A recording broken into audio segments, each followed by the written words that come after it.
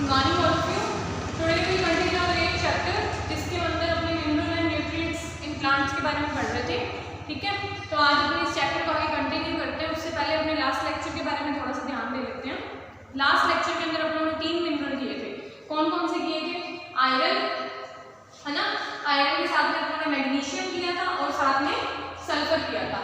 Iron, magnesium and sulphur, ये 3 elements या mineral अपनों ने लास्ट वाले लेक्चर के अंदर देखे थे। तो उसके अंदर क्या देखा था अपनों ने कि किस किस फॉर्म में प्रेजेंट होते हैं और साथ में इससे क्या क्या डेफिशिएंसी होती है, देखा था ना हमने। तो आयरन किस किस फॉर्म में प्रेजेंट होता है?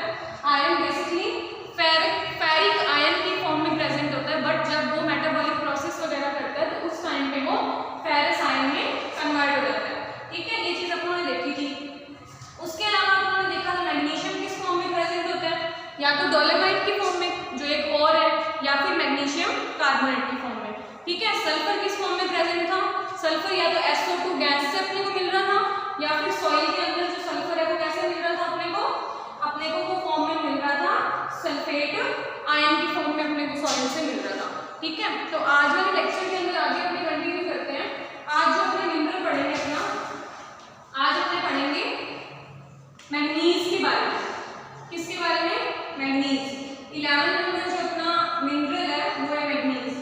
इसके अंदर देखेंगे अपने कि कौन कौन सी अपने को चीज़ों की ज़रूरत होती है प्लांट्स में, तो मैंगनीज की कहाँ पे कितनी नीड है प्लांट्स में, और क्या क्या अगर कमी हो जाए तो क्या क्या होगा, ठीक है। तो मैंगनीज के बारे में देखते हैं। मैंगनीज जो है बेसिकली प्लांट्स के अंदर मैंगनीज ऑक्साइड की फॉर्म में प्रेजेंट है।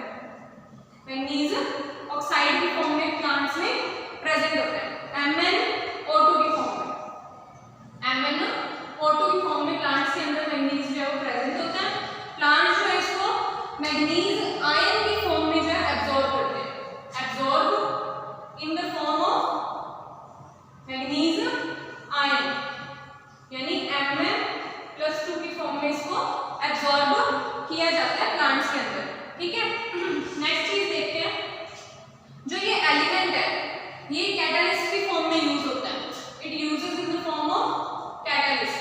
कैटालिस्ट की फॉर्म में क्या क्या काम करता है ये? आप देखो इसमें कैटालिस्ट की फॉर्म में ये रेस्पिरेशन प्लांट्स के अंदर, मेटाबॉलिज्म, नाइट्रोजनस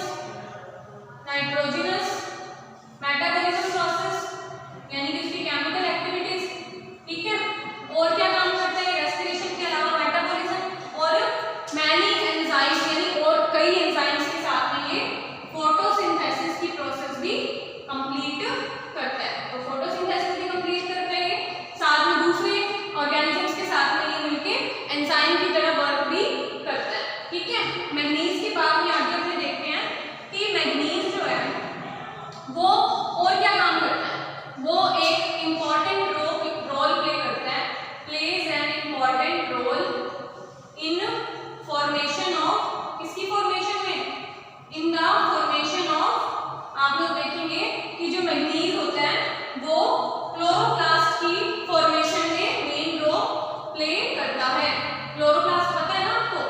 हाँ, तो क्लोरोप्लास्ट जो होता है वो काफी ज्यादा इंपॉर्टेंट जो है, एक टाइप से पिगमेंट होता है प्लांट्स के अंदर जो ग्रीनिश कलर के अंदर या उसको हेल्प करता है प्लांट के कई प्रोसेस में, ठीक है। तो इंपॉर्टेंट रोल प्ले किसमें करता है? फॉर्मेशन में क्लोरोप्लास्ट की। नेक्स्ट पॉइंट देखते हैं अंदर आगे, आपको पता है कि प्लांट्स के अंदर फोटोलाइसिस की प्रोसेस होती है, किससे रिलेटेड? फोटोलाइसिस, यानी कि जिसमें प्लांट के अंदर वाटर और ऑक्सीजन इन्वॉल्व होते हैं। उस प्रोसेस के अंदर भी मैंगनीज जो है इंपॉर्टेंट रोल प्ले करता है। तो दोबारा सुन लो इसके लिए, मैंगनीज जो है किस फॉर्म में एब्जॉर्ब होता है प्लांट में? मैंगनीज जो है MnO2 की फॉर्म में प्लांट्स के अंदर मिलता है, ठीक है। और एब्जॉर्ब किस फॉर्म के अंदर होता है? ये एब्जॉर्ब होता है Mn+2 की फॉर्म के अंदर, है ना। नेक्स्ट पॉइंट देखो, कैटालाइसिस कैटालिस्ट की तरह यूज होता है रेस्पिरेशन में, मेटाबॉलिज्म प्रोसेस में, फोटोसिंथेसिस में। नेक्स्ट पॉइंट है इंपॉर्टेंट रोल प्ले करता है किसमें? क्लोरोप्लास्ट की फॉर्मेशन के अंदर या सिंथेसिस करने में। अब नेक्स्ट लास्ट पॉइंट इसका काम क्या है? फोटोलाइसिस, यानी कि जहाँ पे फोटोसिंथेसिस की प्रोसेस होती है उसके अंदर भी इसका इंपॉर्टेंट रोल प्ले होता है। तो आप लोगों को पता चल गया किस फॉर्म में एब्जॉर्ब होता है और क्या क्या इसके रोल होते हैं, ठीक है। अब अपने इसकी डेफिशिएंसी देखिए कि प्लांट्स के अंदर मैग्नीज की डेफिशिएंसी हो जाए तो क्या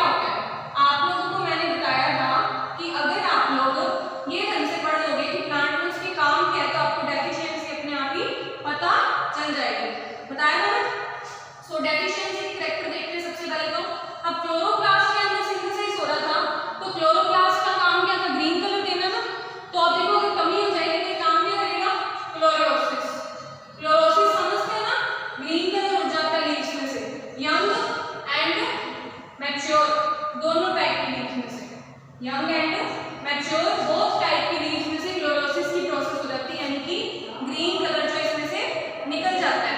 और क्या पॉइंट होता है, रूट्स की ग्रोथ ऑफ रूट की ग्रोथ जो होती है वो लिमिटेड हो जाती है, यानी कि कम हो जाती है, रिटार्डेड हो जाती है, लिमिटेड हो जाती है। ठीक है, नेक्स्ट पॉइंट देखते हैं अपने इसके अंदर और क्या प्रॉब्लम हो जाती है। अगर मैग्नीज की डेफिशिएंसी हो जाए प्लांट में तो प्लांट डिजीज डेवलप होने लग जाती है। क्या डेवलप होने लग जाती है, प्लांट डिजीज।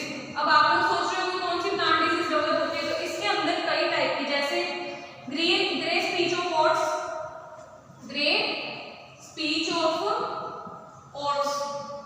आप लोग सोच रहे हो कि पता नहीं ये कौन सी टाइप की बीमारी है। इसके अंदर पता क्या होता है प्लांट्स में, जैसे ये लीफ है, ऐसे इतनी लंबी लीफ है, तो इसके अंदर क्या होता है ना, यहाँ से जगह जगह से येलोइश से या दोनों कलर जैसे उड़ नहीं जाता लीव्स का, बीच बीच में से ऐसे स्पॉट्स आने चालू हो जाते हैं, तो ग्रे, इसको बोलते हैं grey speech of oats. Next इसमें कौन सी डिजीज और हो सकती है इसके अंदर, और Marsh spot on P, Marsh spot on P. तो ये दोनों चीजें आपको याद रखनी है। अब आप लोग सोच रहे हो मार्श स्पॉट ऑन पी कौन सी डिजीज होती है। आप लोगों ने सर्दियों के अंदर ऑब्जर्व किया है कभी कि अपने जब मटर लेके आते हैं ना, तो कई मटर उसमें से ना अपने को खराब निकलते हैं, या फिर मटर अगर छीलते हैं ना अपने उसके, तो छिलके के ऊपर येलो कलर के स्पॉट होते हैं ना, वो जो मटर होता है ना वो खाने के लिए अच्छा नहीं होता, अपनी बॉडी के लिए हेल्दी नहीं होता। उसमें डिजीज होती है कौन सी, मार्श स्पॉट। कौन सी डिजीज होती है, मार्श स्पॉट। इसको बोला जाता है मार्श स्पॉट ऑफ पी। तो आप लोगों ने इसको देखा ही होगा नॉर्मल। ठीक है, आगे अपने नेक्स्ट पे चलते हैं। अपने ये थे इसकी डेफिशिएंसी सिम्टम मैग्नीज के। अब अपने नेक्स्ट अपने करते हैं 12 नंबर जो अपना एलिमेंट है कौन सा, बोरोन। अब अपने किसके बारे में पढ़ेंगे, बोरोन के बारे में। तो बोरोन के कुछ अपने कैरेक्टर्स देख लेते हैं। 12 नंबर अपना एलिमेंट है बोरोन, किससे डिनोट करते हैं आपको पता है, बी से डिनोट करते हैं। ठीक है, अब अपने सबसे पहले देखते हैं किस फॉर्म में प्रेजेंट होता है। तो ये बोरेट आयन की फॉर्म में प्रेजेंट होता है, in the form of borate ion. ठीक है, कौन सी फॉर्म में, बोरेट आयन की फॉर्म में अपने को प्रेजेंट मिलता है प्लांट के अंदर, BO3 और साथ में अपने को एक और फॉर्म है जिसके अंदर ये मिलता है अपने को, एक कंपाउंड ऑक्सीजन के साथ कंपाउंड फॉर्म में मिलता है B4O3। इस फॉर्म के अंदर अपने को प्लांट्स के अंदर मिलता है, सॉरी 4 2-। ठीक है, इस फॉर्म के अंदर अपने को प्लांट्स के अंदर मिलता है। नेक्स्ट पॉइंट देखते हैं अपने इसके अंदर। अब ये क्या करता है, कैल्शियम जो है बोरेट के साथ में, बेसिकली जो बोरोन आयन होता है ना, बोरेट आयन जो है, ये क्या काम करता है प्लांट्स के अंदर, जो भी ये फंक्शन करता है किसके साथ करता है, with the presence of calcium ion. किसके साथ में, कैल्शियम आयन के साथ में ही ये अपना वर्क शो करता है, यानी कि borate ion plus calcium ion, तो ये दोनों मिलकर अपना काम करते हैं। मतलब कि प्लांट के अंदर जो जितना भी कैल्शियम होता है, क्या समझ रहे हो, प्लांट में जितनी भी कैल्शियम की अमाउंट होती है, मान लो 75% कैल्शियम है, 50% क्या है, बोरोन है, तो ये क्या करेगा अपना 50% इसके साथ कंबाइन कर लेगा, यानी कि जितना बोरेट आयन प्रेजेंट होते हैं, कैल्शियम उतने का उतना उसके साथ बाइंड कर लेता है। बोरेन आयन के कोई भी एक भी मॉलिक्यूल को फ्री नहीं रहने देता। ठीक है, तो इसका कितना रहेगा, 25%। अगर प्लांट्स के अंदर बोरोन को फ्री फॉर्म में यूज होना है, यानी कि कैल्शियम के साथ एसोसिएशन नहीं करना है, फिर भी क्या करता है कैल्शियम इसके साथ में उतनी की उतनी बॉन्डिंग बना लेता है, यानी कि बोरोन आयन को फ्री नहीं रहने देता कैल्शियम आयन। ठीक है, आगे देखो इसके अंदर क्या होता है, सॉइल के अंदर अगर एक्सेस अमाउंट में कैल्शियम है, ठीक है, सॉइल के अंदर अब आप देख रहे हो जैसे एग्जांपल, अगर यहाँ पे 50% था तो 50% कैल्शियम ने 50% बोरोन के साथ कम्युनिकेशन कर लिया, है ना। अगर यहाँ पे 40% था तो इसने क्या किया, 50 है तो 40 के साथ में इसने अपना एसोसिएशन शो कर दिया। अगर प्लांट्स के अंदर ज्यादा अमाउंट में कैल्शियम क्या है, ज्यादा अमाउंट में है, बोरोन क्या है, कम अमाउंट में है, तो ये क्या करेगा, बोरोन की डेफिशिएंसी करवा देगा प्लांट में। क्यों करवा देगा, बिकॉज ये फ्री फॉर्म में प्रेजेंट नहीं होने देता, बोरोन को फ्री रहने ही नहीं देता, उसके साथ एसोसिएशन बना देता है, इसलिए ये उसको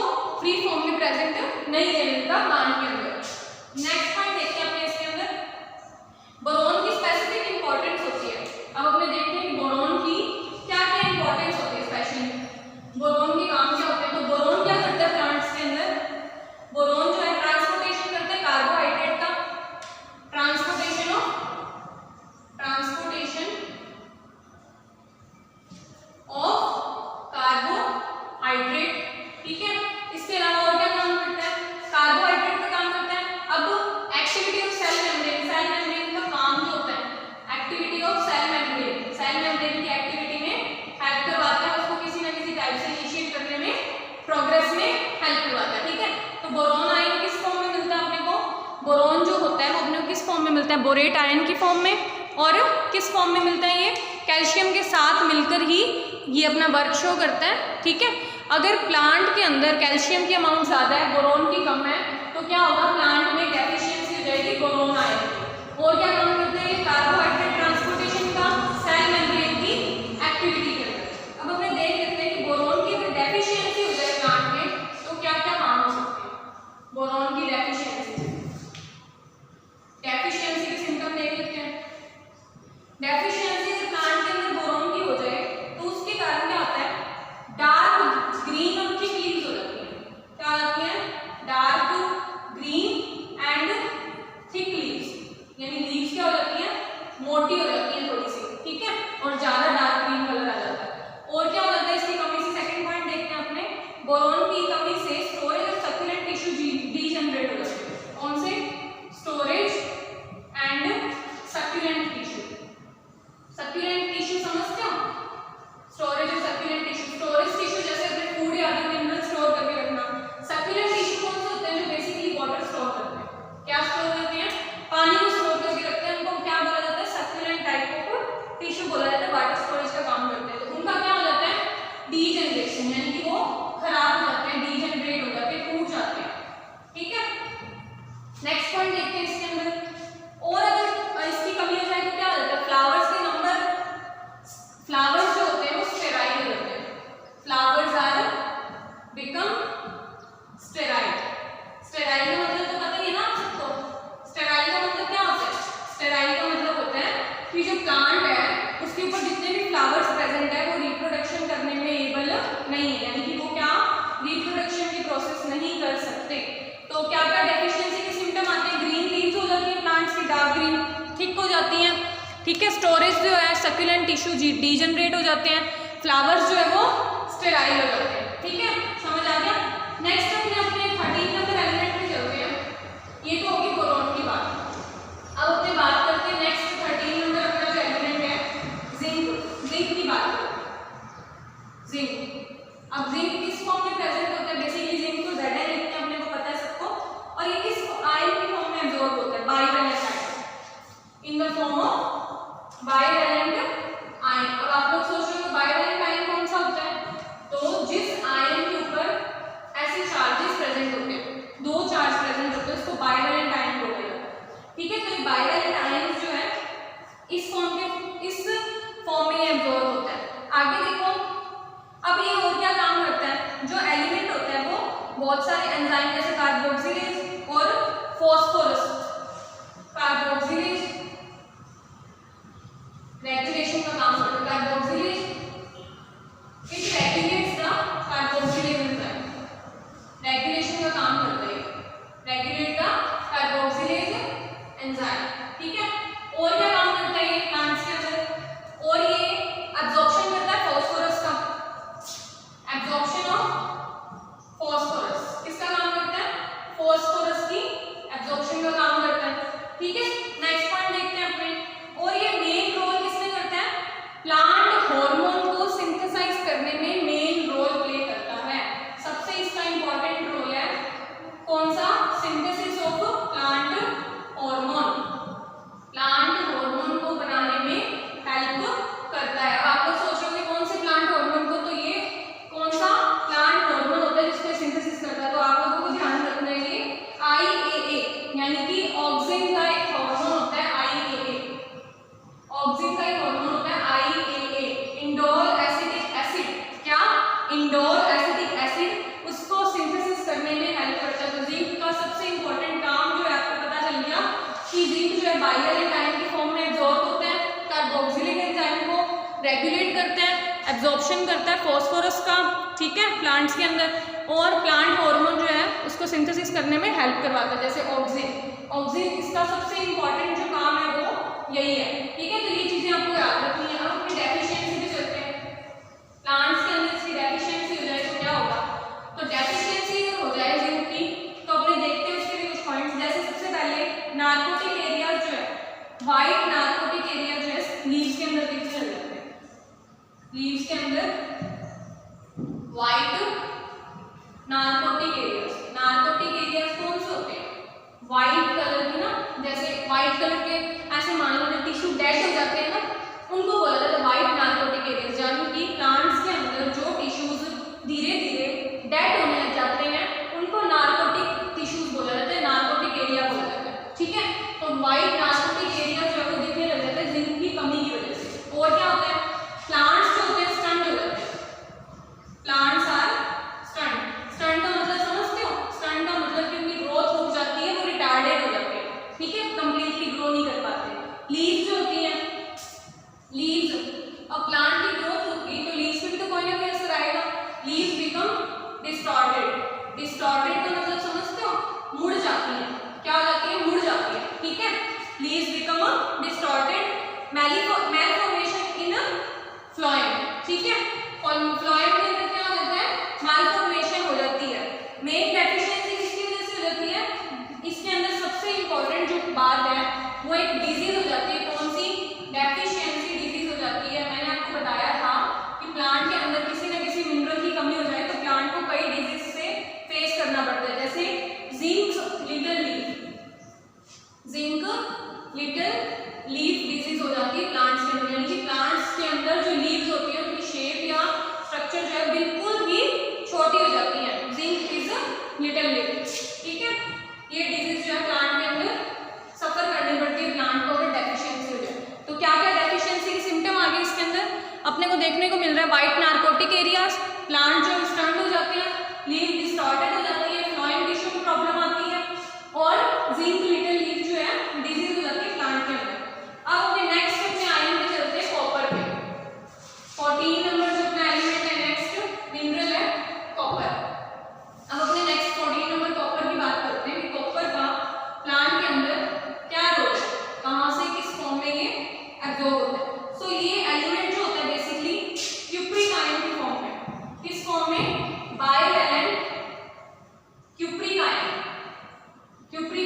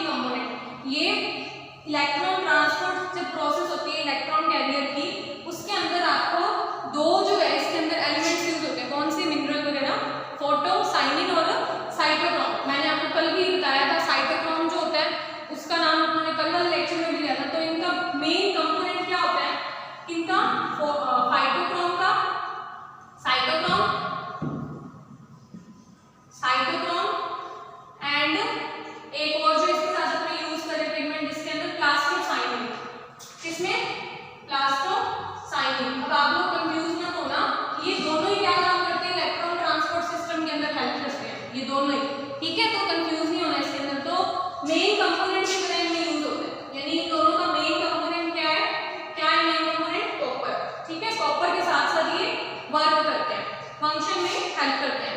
फोटोसिंथेसिस, अब आप लोग सोच रहे होंगे कि इलेक्ट्रॉन ट्रांसपोर्ट इतनी बार बोल दिया, ऑक्सीडेशन रिडक्शन बोल दिया, तो ये प्रोसेस होती कब है प्लांट में?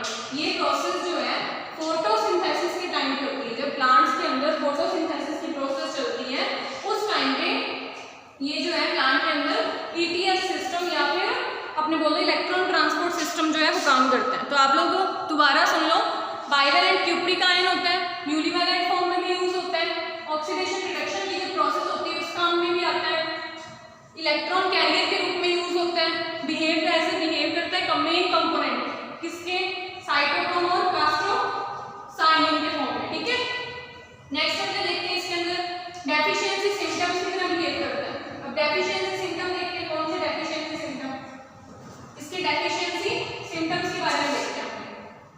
तो बेसिकली इसके डेफिशिएंसी सिम्टम्स ज्यादा नहीं होते, थोड़े बहुत होते हैं, जैसे whitening of leaf tip, whitening of leaf tip, यानी कि लीफ जो है वो धीरे धीरे डेड होने लग जाती है, उस पर व्हाइट व्हाइट परत आने लग जाती है, यानी कि व्हाइट होने लग जाती है। और क्या होता है इसके अंदर, डिस्टॉर्टेशन ऑफ लीव्स, यानी कि लीव्स का मुड़ जाना, क्या हो जाना, मुड़ जाना, डिस्टॉर्टेड हो जाना, कट जाना। ठीक है, और क्या होता है इसके अंदर, एक डाई बैक डिजीज होती है, कौन सी, die back disease. Die back disease कौन सी होती है, डाई बैक डिजीज ऑफ इसके अंदर देखते हैं आपको सिट्रस में, ऑफ सिट्रस, ये नाम होता है इस डिजीज का, die back disease of citrus. अब ये क्यों होती है प्लांट्स के अंदर या इस डिजीज के अंदर, होता क्या है? सो बेसिकली जब ये डिजीज होती है तो प्लांट के अंदर क्या होता है, प्रोग्रेसिव हो जाता है प्लांट डेप्थ की तरफ, प्लांट जो होता है प्रोग्रेसिव हो जाता है डेप्थ की तरफ, यानी कि प्लांट जो है उसके टिश्यू धीरे धीरे डेड होने लग जाते हैं, जिसके कारण वो डेप्थ की तरफ प्रोग्रेसिव हो जाता है। ठीक है, तो डाई बैक डिजीज जो है सिट्रस में मिलनी है अपने को। अब अपने रिकॉल करते हैं, अपने 4 एलिमेंट कंप्लीट किए हैं। सबसे पहला मैग्नीज था, तो उनके बारे में अपनों ने कुछ कॉमन कैरेक्टर पढ़ लिए, और उसमें अपनों ने क्या देखा, उसके अंदर 2 डिजीज हो जाती है, कौन सी, मैग्नीज की वजह से, कौन कौन सी, ग्रे स्पीच ऑफ ओट्स और Marsh spot of P. Boron के अंदर देखा अपनों ने, तो बोरोन के रिडक्शन से अपनों ने कुछ सिम्टम्स आए थे प्लांट के अंदर, डिजीज तो नहीं थी बट सिम्टम्स थे, जैसे सक्यूलेंट लीव्स का डीजनरेट हो जाना, सक्यूलेंट टिश्यूज का, है ना। नेक्स्ट अपनों ने पढ़ा है कि जिंक के बारे में, जिंक की वजह से कौन सी डिजीज हो जाती है, little leaf of zinc, plants के अंदर ये डिजीज देखने को मिलती है। अगर कॉपर की कमी हो जाती है तो die back disease of citrus, ये अपने को देखने को मिलती है प्लांट्स के अंदर। इसके मैंने आपको बताया कि प्लांट जो है उसके टिश्यूज डेड होने लग जाते हैं और वो डेथ की तरफ प्रोग्रेसिव होने लग जाता है। ठीक है, तो ये कुछ इसके इंपॉर्टेंट पॉइंट्स थे, इंपॉर्टेंट मिनरल्स थे। नेक्स्ट वाले लेक्चर के अंदर थोड़ा पोर्शन रह गया अपने इस चैप्टर का, आगे वाले 2 लेक्चर्स में कंप्लीट हो जाएगा। तो आप लोग साथ साथ इसके नोट्स बनाते रहो और डीपली पढ़ते रहो, साथ साथ में आपको डिफरेंसेस यहाँ से क्लियर हो रहे हैं और नोट्स भी मैं आपको साथ साथ बनवा रही हूँ, तो ये एज ए नोट्स ही है, नोट्स की तरह नोटबुक में नोट कर लेना। ठीक है, तो नेक्स्ट लेक्चर